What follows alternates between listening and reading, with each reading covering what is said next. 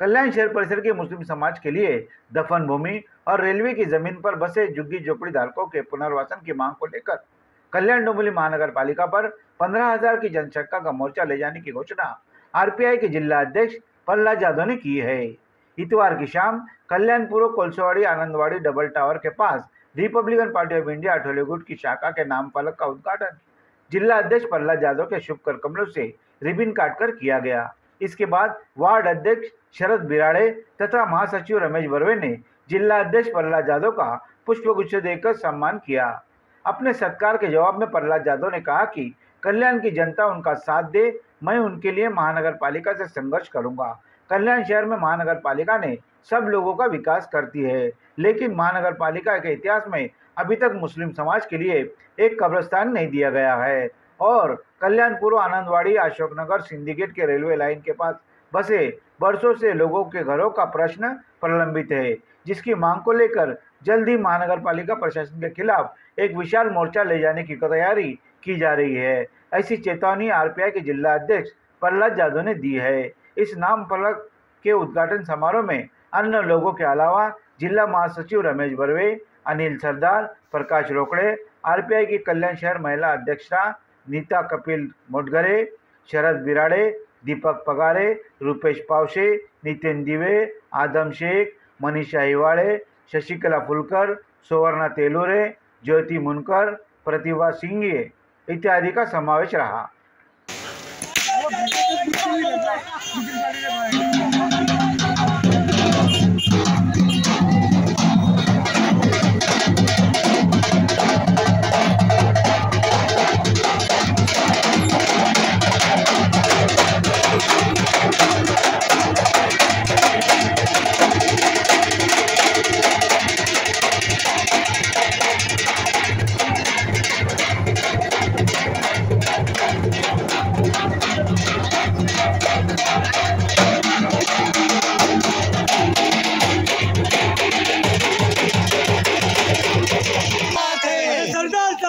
विधानसभा क्षेत्रामध्ये आमचे ज्येष्ठ नेते आरपीआयचे कल्याण डोंबिवली शहर जिल्हा अध्यक्ष माननीय प्रहलाद जाधव साहेब यांच्या मार्गदर्शनाखाली, यांच्या नेतृत्वाखाली या आनंदवाडीमध्ये रिपब्लिकन पार्टी ऑफ इंडियाचा पूर्वीपासूनच दबदबा आहे। भारतीय दलित पॅंथर चळवळीपासून साहेबांचं कार्य या विभागामध्ये माननीय नामदार रामदासजी आठवले साहेब, माननीय सीमाताई आठवले साहेब यांच्या आशीर्वादाने या ठिकाणी माननीय प्रहलाद जाधव साहेब संपूर्ण कल्याण डोंबिवली शहर जिल्हा या महाराष्ट्रात या रिक्षा युनियन सर्व संघटनेमध्ये कार्यरत आहेत। आज साहेबांच्या आदेशाने या वार्ड क्रमांक आनंदवाडीमध्ये या ठिकाणी त्यांच्या बोर्डाचं या ठिकाणी उद्घाटन आहे। आरपीआयची पूर्वीपासूनच शाखा आहे, साहेबांच्या नेतृत्वाखाली ती काम करते। त्या नवीन नाम फलकाचं आपण या जागेवर बसले होतो आपण, आणि रेल्वे कधीही आपल्याला नोटीस देते, कधीही आपल्याकडे म्हणजे खाली करायची बाह्य करते, तर त्याच्यासाठी आपण सतर्क राहिलो पाहिजे।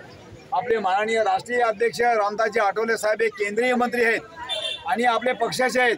आज समाजामध्ये एक असा नेता आपला आहे की त्या नेत्याच्यामुळे आपण सगळे आपण सुरक्षित आहोत, संरक्षित आहोत आपण, आणि म्हणून आपण एक संघटित होऊन मी इथल्या मोठ्या जबाबदार कार्यकर्त्यांवर जबाबदारी देतो की जेवढे आपल्या इथे शाखा आहेत तेवढ्या शाखामध्ये आपल्या मिटिंगी व्हायला पाहिजेत। आणि या मिटिंगी कशासाठी व्हायला पाहिजेत की आपण इथे अनेक प्रश्न आपला भेडसावतात, मुस्लिम समाजाचे प्रश्न भेडसावतात, आपल्या समाजाचे प्रश्न भेडसावतात, अनेक झोपडपट्ट्यांचे प्रश्न भेडसावतात।